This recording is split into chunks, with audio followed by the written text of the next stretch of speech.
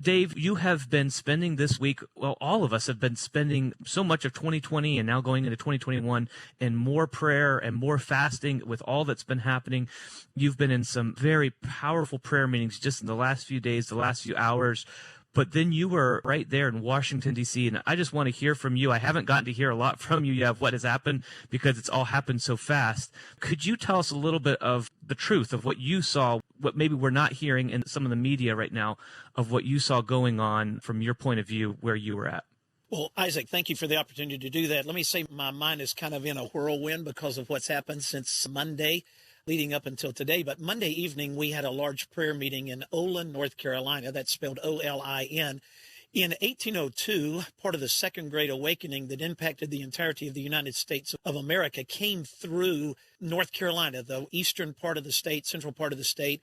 The town of Olin was touched in 1802 by part of that revival, and a church was birthed there called Moss Chapel. Now, I knew nothing much of the chapel until about maybe 3 months ago. And we've held several prayer meetings there since that time. And even to this day, man, when you drive on the property, you can feel God's presence. So leading up into this critically important day yesterday where the electoral votes are counted, we felt like it would be important to have a prayer meeting there. The building was absolutely packed. We had pastors there. We had concerned citizens there.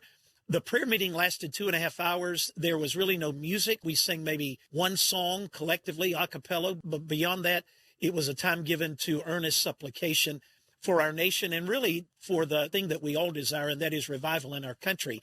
That evening was filled with confession on the part of pastors, failures where they had not been the leaders maybe that God wanted them to be and preach the word like they should. It was really a wonderful evening. There was much encouragement. There was sharing from the word. There was passionate praying. From that, on Monday evening, we left on Tuesday to drive to Washington, D.C., got in late and stayed in Manassas, drove in early on yesterday morning. I had no trouble finding a parking spot, walked from our parking spot about 2 miles down to the White House for the rally there. It's called Save America Rally. And I want to say this to folks so they understand. There were probably 1 million people there, 800,000 to 1 million. And the reason I know that is we've done 3 large events on the National Mall, and I've had extensive conversations with the now retired chief of the United States Park Service, who was the chief when we did our events. And that panel from the Washington Monument down to the Lincoln Memorial, it's 1 mile. 1 million people can be accommodated in that panel. The rally for Save America was held over on the ellipse of the White House, which is directly across from the Washington Monument. That entire ellipse area was filled all the way to the Washington Monument and then all the way down to the Lincoln Memorial, as far down as we could tell to the memorial. It was just jam-packed with people. So the numbers that people are hearing, 45,000, 100,000, those are enormously off. It had to be 800,000 to 1 million people. But what was so astounding was it was like a family. I talked to people from Florida. I talked to people from Pennsylvania, from Georgia, from North Carolina, from Michigan, from Oregon, from all over the United States. It was like one giant family. There was no animosity. There was no anger. There was just a tremendous spirit of people wanting to make a statement about what they believed happened in the elections. Well, that ended after the president's speech at about, I'm guessing, 2:15, 2 o'clock, 2:15, rough estimate there. And during the president's speech, he did not call for any kind of riot or didn't call for anything other than a march from there 1 mile up to the Capitol building for and this was the president's words, a peaceful protest. So because we were literally jam-packed like sardines, doesn't even describe how close we were packed. I told someone if I had died, I would have stood there standing up after my death because literally we were surrounded. In fact, toward the end of 6 hours of standing there, it got to be almost, if you're claustrophobic, which I'm really not, but if you were, you wouldn't have been able to handle it because we were so tightly packed together. But all, again, great people, everybody getting along wonderfully. And whenever the crowd began to move and thin out where we could go over to the monument and start our way up the National Mall, almost immediately when we got up on the mall, we heard what sounded like an explosion. And my brother looked at me and said, "What is that?" And then I could see off there in front of the Capitol building, I could see some smoke. And so I said, I think that is one of those, well, they call them smoke cannons or smoke grenades, or anyway, it gives a loud boom and there's smoke. So something was already underway up at the Capitol building already. Well, there were about 3 more of those by the time we walked the mile up to the Capitol building. On the left side of the Capitol, from our perspective, which is the Senate office building side, there were already emergency vehicles lined up, so something was underway. I was going to go all the way to the right, bypass the Capitol altogether on our way to our vehicle, but I thought, well, let's just walk up through here. My nephew was with us. He had not seen the Capitol building since he was 8 years old, and it's a beautiful view. So we walked up, and a gentleman said to me, he said, try not to get over into the middle area just off the West Plaza. There's a fight that's broken out over there. And sure enough, you could see something going on. So we walked to the right, stood there for just a few minutes.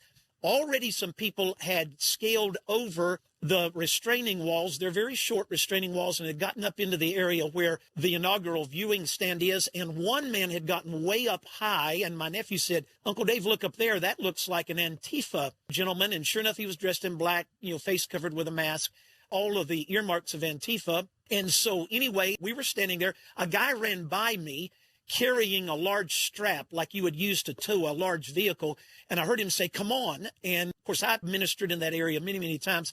That kind of strap is not something you would normally see there. I don't know where he got it, but he came running from the outside in. And so I went over to see what he was doing, and he was attaching it to one of the railings to try to pull it over. And so I said to my brother and nephew, come on, guys, let's go. And we went, and I said, what are you doing? And I was very loud, and I was yelling, this is not appropriate. If you're trying to make a statement, this is not the way to do it. There were Capitol Police standing behind the banister very calmly. And when I confronted that guy and several of the guys with him, they turned and left. But what they did is they went further down to where they attached that same strap to another banister, ultimately pulled it over. And then the Capitol Police, sprayed them with some mace or some type of, substance like that. And also somebody off a tear gas grenade. And of course, that was in proximity. It began to spread out. I could feel it in my eyes, tasted it in my throat. So I left that immediate area just so I was not overcome by it. And then we walked around to the front side of the Capitol. At that point, everything on the front side of the Capitol was very peaceful. And evidently on the back side or the west side of the Capitol, where a lot of the people were beginning to gather, things began to generate. And of course, the first breach of the building took place. Now, I can say this, I'm not trying to issue blame to one group or anything, but I will say this. What was going on at the Capitol was already underway when we were dismissed from the rally down at the White House. And when we got there, the people that were there, the guy that ran by us, was anything but the calm, peaceful Trump supporter that we had seen down at the White House. These guys were on a different mission, trying to accomplish a different purpose.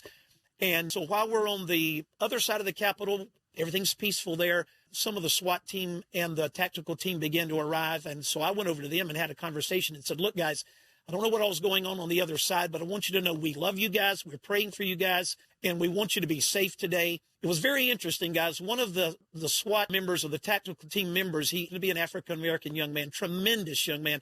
He took his fist up and did a fist bump with all three of us, me, my brother, and my nephew. And he said, we know it's a small group and we know who those folks are. So anyway, we had a little bit more conversation with some of the officers. It was all great. These are great people. And then made our way to our car. And then ultimately I got a phone call telling me that some of these folks had breached one of the windows and gone into the Capitol building, followed by other curious on-seekers, that were part of people that had come for the rally. They were in the building, not trying to do damage, I don't think, though some were intent on doing exactly that. And then, of course, tragically, Lisa Babbitt was tragically shot and killed. And, of course, all that's under investigation. But in the midst of all of what was going on, guys, it was enormously peaceful, interrupted by some very unfortunate events that I believe were perpetrated by agitators. Dave, that is so helpful to hear, your side of what was going on and to hear. How surprised were you when you found out? I think today they're saying 4 people died, and of course this lady who was shot. How surprising was that to you based on what you had seen? Well, I was very surprised. I do know that 3 of the 4 that died yesterday died because of health-related issues. It was a long walk. You're walking a long distance. It was tight, compacted area, typical of rallies and so on. But the one that was actually killed, the others died of health-related, but the one that was killed was Ms. Babbitt, and that was obviously concerning, to say the least.